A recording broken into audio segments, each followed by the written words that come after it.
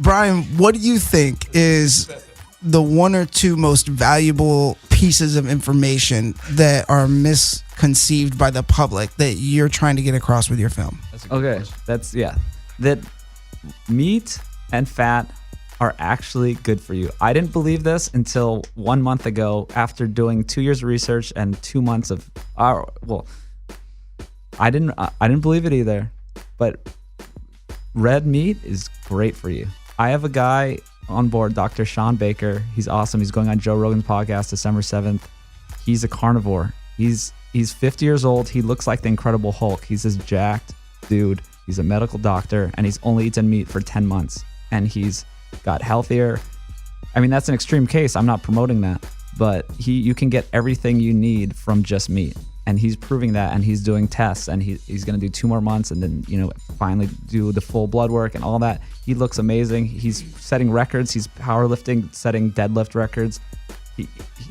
Was this something that Atkins was on? This is basically, I guess I didn't fully explain. Basically, Atkins, low carb, paleo, no sugar, no grain, whatever you want to call it. People have all these different names for it. Primal. Mm-hmm. Keto. And keto is sort of a more extreme case. Keto is basically paleo, but with a higher fat ratio. Let's come up with a new one right now. Well, I came up with one. It's called the Sapien. I've been telling girls for years, all you need is meat. I have meat. What are you having for breakfast? Well, I think here's one of the interesting things. So we have this misconception. We have these new revelations coming into diet, but there's two ends of it, because one is a philosophical belief and a political, economic belief system. Right. So the philosophical belief of like why I'm not going to speak for any vegans, but what I've observed is a lot of vegans don't like to consume meat because, factory farming is horrible. And I think we can all agree on that. Yes. That's not the argument here. It's like, how do we accomplish this nutritional level on a responsible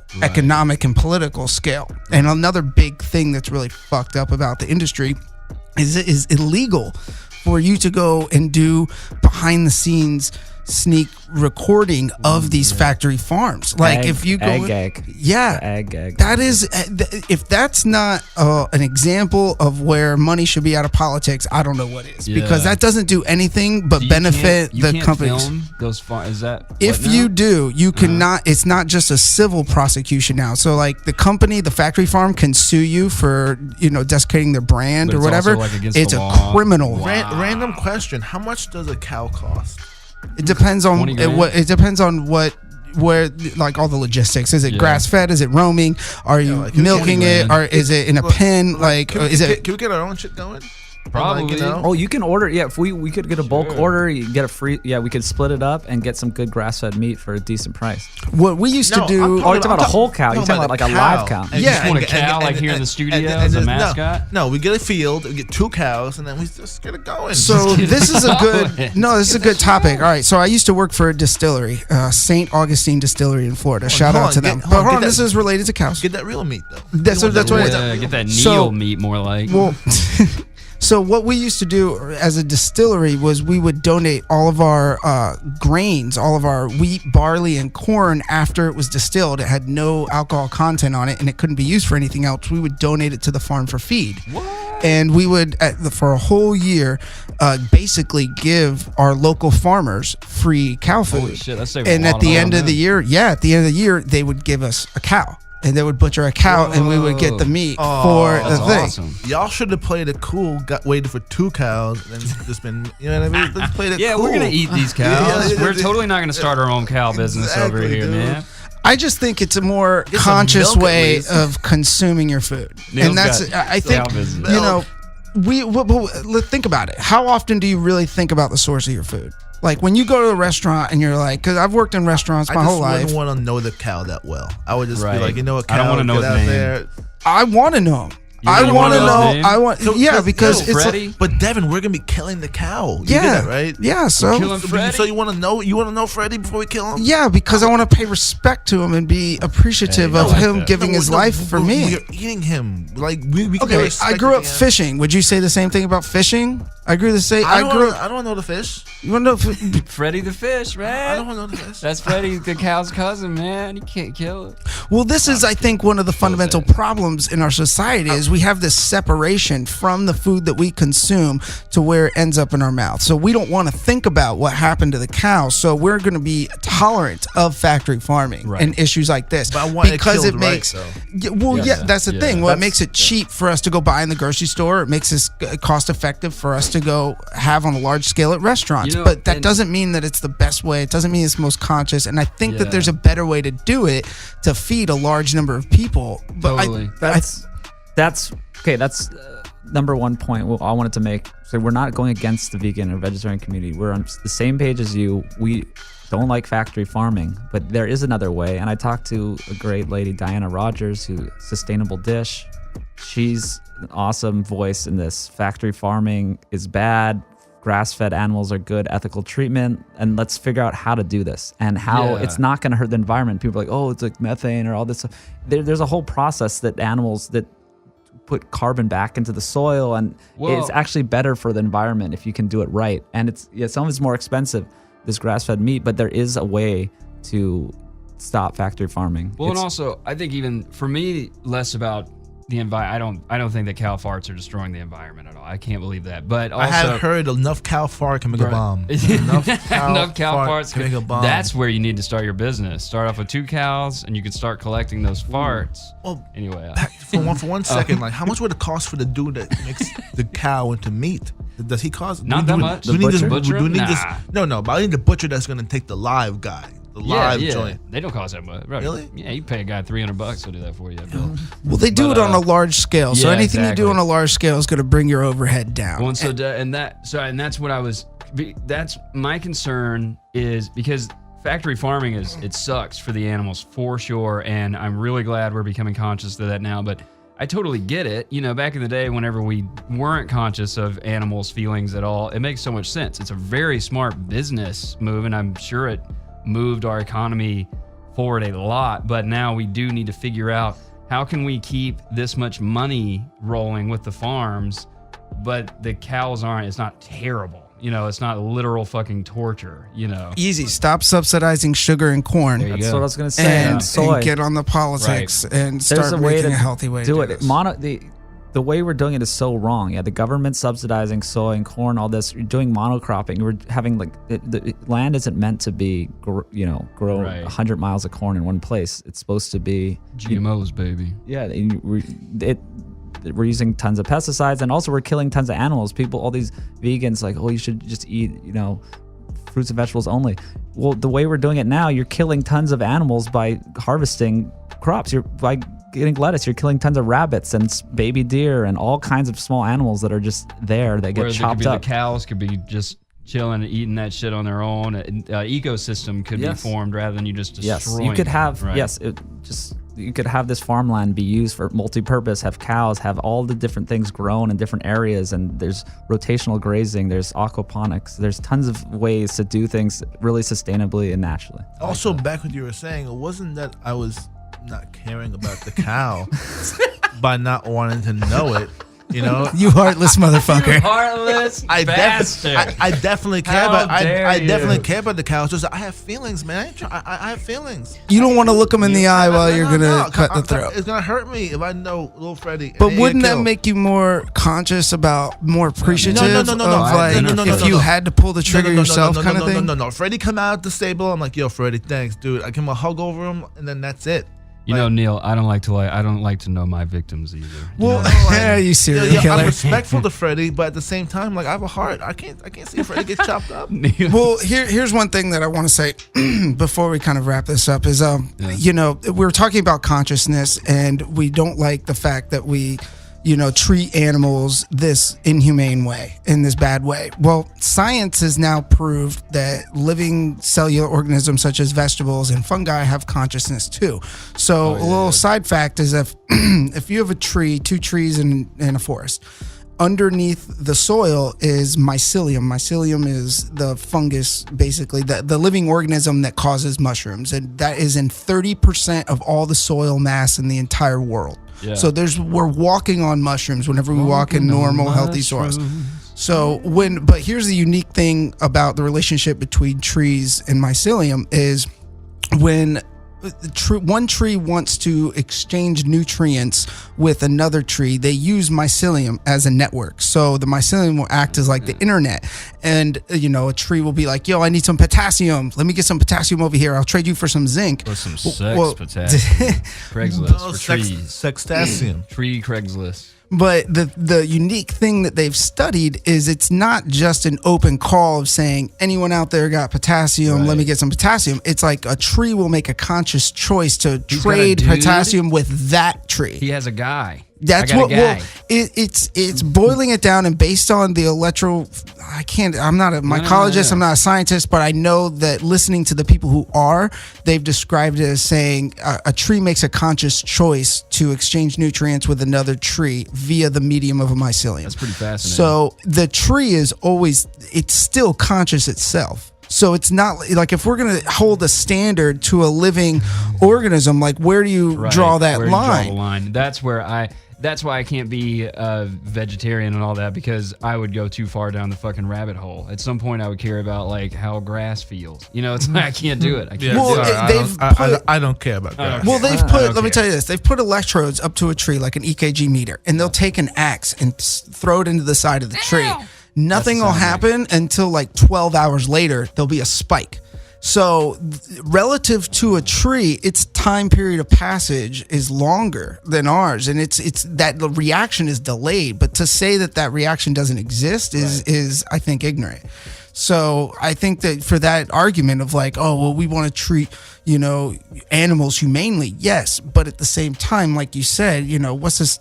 Is there the only difference in my eyes between a mammal and a tree is the relative nature of their time passage. Right. Like our lifetime is X amount of years long, but there's trees and there's fungus out there that have been around for hundreds, if not thousands of years. Dude, like some OG fungus. Like fungus living longer than us and shit. Yeah. The largest living organism on the planet is a one piece of fungus underneath the soil of Oregon that's I want to say it's like half the size of the state. It's big. Yeah, I don't remember the size either. Yeah. Oh, Whoa. yeah. It's all the one piece of fungus is half the size There's of the a state. fungus among us. Yes. Yeah.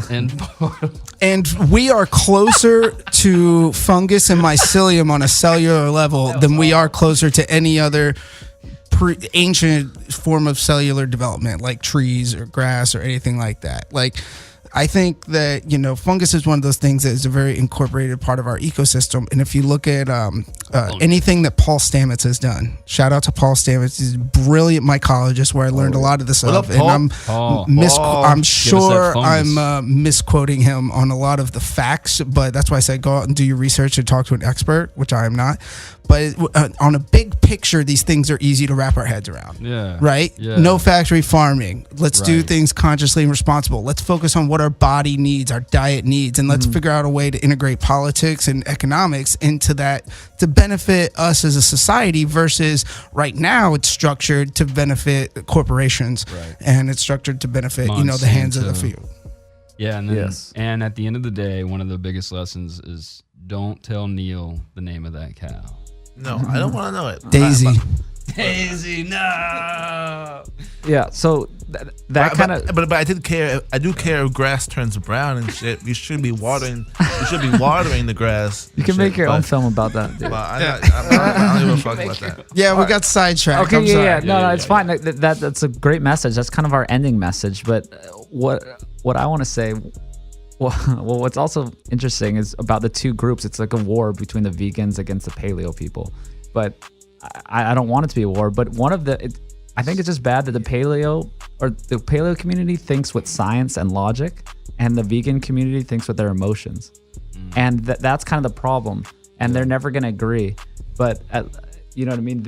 I understand it. They don't want to harm animals, but you're not looking at the science that we know. Right, yeah. I have a friend who's a vegetarian because he literally just can't, it's gross to him. It just grosses him the fuck out to think that there's flesh in his mouth. Yeah, that's fine. So, but that's great. I'm not saying you can't do that, but it's harder to get the correct nutrition if you're eating that way. Yeah. A lot of these vegans are lacking a lot of protein and different vitamins that you can only get from meat. Eat a sandwich, people, you die.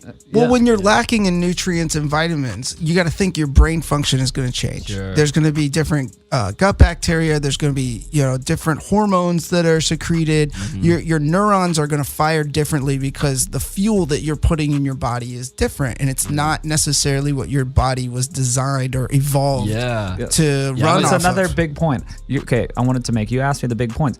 Your body can burn fat or sugar. Well, we're highly adaptive, and it's really impressive what we can do. And you could survive on eating tree bark for 2 months. People have done crazy things, but what's optimum for your body and your brain is to run off of fat. And that's what people have been living off of for most of time. 99% of human history, we've run off of animal fat and meat as our fuel. That's interesting. And we can burn sugar, yes, but it's not ideal. So people in the vegan or vegetarian community are like, oh yeah, well I'm so healthy because once I went vegan. I'm like, yeah, because you're eating cheeseburgers and all this gross fast food, and then now you're eating grains and fruit. Of course you're gonna feel better. You lost weight. Yeah. And yes, you can do well if you're only eating, really healthy, natural foods. I think that's awesome. But the ideal way is if you're eating those natural foods, just not the carbs, and then eating the meat. Right. So the ideal diet, I just call it the sapien diet. This is what humans were meant to eat. Is basically vegetarian, but instead of carbs, eat meat. If you want to think of it that way. Yeah. I mean, it's basically just eat meat, fish, chicken, vegetables, nuts. I mean, it's not that Neil's hard. been trying to tell girls that nuts are good for them too. It's also not that hard to figure out. Consistently, actually. It's also I tell them on a meat and nut diet, baby. That's it's what not you hard need to be stick on. to. It's not hard to stick to either. All these people talking about, I'm going on this diet, or I'm going to go, it's so hard to stick to. The best diet is something that you can stick to, first of all, because if it's got to be a lifestyle, and it's very easy to stick to eating a steak and some vegetables. That's delicious. No, for sure. I'm addicted to meat. Like if I haven't had a steak in like 3 or 4 days, I get like shaky. I'm like, I need some But meat. people think it's bad. I used to think it's like, oh yeah, that Atkins thing, that sounds great, but oh yeah, your arteries are gonna be clogged and you're gonna be a mess. That's not true. It's the opposite. It's just bad. It's almost propaganda. It's just misinformation. There's a book, Nina Tetchels wrote a book called The Big Fat Surprise. I read it. It's awesome. And she's awesome. She agrees to be in the movie. I talked to her forever on the phone the other day. And she spent 10 years of her own time not getting paid, even researching this and how all these bad studies happen. There's bad science. There's Ansel Keys, the 7-country studies. There's all these things where people went wrong in the science, which led us to the food pyramid. It's why people think, whole grain, like this is all you need. Whole grains aren't even that great for you. Your body still sees them as sugar. Right. Like it's just, there's a glycemic load. And yes, it gets scientific, but your body has to regulate your blood sugar. It secretes insulin, and when it sees any kind of carb or sugar, it rises, and then that insulin secretion causes you to be fat, basically. Well, I think it's interesting. I mean, I think one of the things is science gets it wrong, but also if you went and cracked open whatever was happening at that time, where they came to that conclusion of whatever this was, grains are this, blah blah blah, I'm sure there was a whole lot of money being handed around to make decisions. You know what I mean? I'm sure people were paying for those. Whole lot. Those results were bought and paid for them. Yeah, most of the time. I think it starts with education, and then it goes to economics and politics. Right. And that goes with any industry. It happened with prohibition in the alcohol industry. It happened with prohibition in the marijuana industry. So to wrap us all up, I really think that educating people with this type of film and by providing accurate information that's up-to-date science is the most beneficial thing that will change not only the culture, but from politics and economics follow culture. Like if you notice, like if there's a cultural thing and a belief system, then the politics will marry that belief system because they want to get elected. right? So if the large consensus is, oh, now we need to stop subsidizing all these corn and soy and sugar, companies and start focusing on healthy, non-factory farm foods, it'll shift to that. Now, a lot of people are going to fight that shift who are, economic strongholds in it. They're going to use money in politics. Sure, and lobbyists. it's going to be a fight. Lobbyists. But at the end of the day, you can't fight truth and truth and information. Right. Like that's what the benefit of the internet has done, and I think that's one of the things that's gonna, that'll turn us around, man. And I really think what you're doing is important. I think it's, fun. And I also think, it's exciting because this is all shit that is contradictory to what we've been taught over the years. Well, and I know that it's true. You could call it anecdotal, but Devin has lost weight doing this. We know Carl, who what did he lose, like 80 pounds? Jeez. Yeah. I had no idea he used to be that big. He's shredded now. And he's just caveman diet. That's all you need to do. I've done it. I've never been in better shape in my life. It's so easy, and I eat as much as I want. My dick grew 8 inches. Oh yeah, When I started this. Well, each person's I need physiological. I need a link to this caveman. Yeah. So each person's body is different. Everyone should get the system that works best for them. Like I know that I have a slow metabolism, so I had to work out a lot and do a lot of cardio to burn some of the fats that were, I was putting in. But, so everybody's metabolism is different. And that's why, we're not doctors. We're pointing you in the direction of doctors and of scientists. So I'm a doctor. But, I want to wrap this up here, man. Like, any last thoughts from you guys? No, nothing. Foodlies.org. I'm really considering about the whole cow thing. I would like to maybe have my own little crew. Yeah, Neil needs a cow crew. I'm down. I grew up with cows. One of the best things about cows is they produce cow patties, and what grows from cow patties? Mushrooms. Yes, There's a they fungus do. among us. I think we need a commune. We should just have a hippie commune of just all of us, and we'll just get a couple cows. Now, this podcast will But become... just don't. Let's just not name them. Okay. Just That- don't give a name. We'll put a brand and a number on them. Like, that's the One big.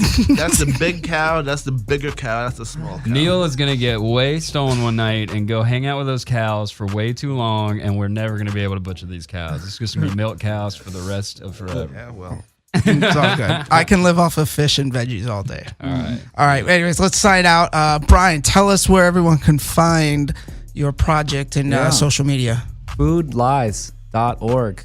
And just search, Twitter, whatever, Instagram. I'm there. Awesome.